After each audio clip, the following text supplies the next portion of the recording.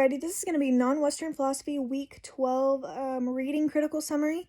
So we're going to start in the veneration of Confucius as a cult figure. So he was kind of looked into as a cult figure shortly after he passed away, and this was more toward the Han era. And today there are many temples where he and his disciples can be worshipped. So it's kind of like almost like a Buddhism thing, but they're also sites for cultural rituals.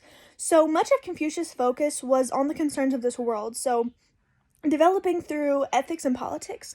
So he was very much of what you see is what you get, lesser of, well, let's think about, what's in the universe.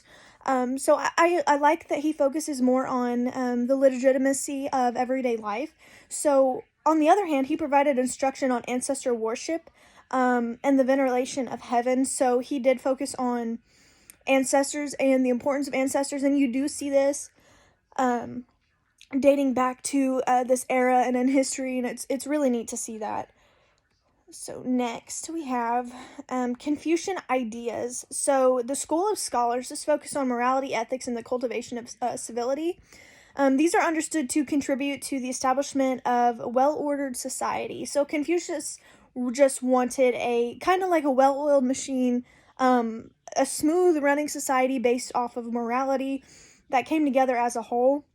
However, there was a little bit of worshiping, but it wasn't necessarily worshiping gods. It was more so worshiping past ancestors, as well as the idea of a heaven. So transmitting old values, Confucius argued that traditional ritual and social cohesion values embodied ancient sage kings.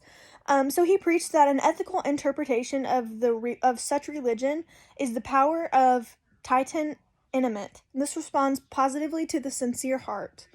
So he had a little twist on ideas, and this is what made him so easily. People kind of came after him a little bit because he was different, especially for this era. So we're gonna go on meritocracy.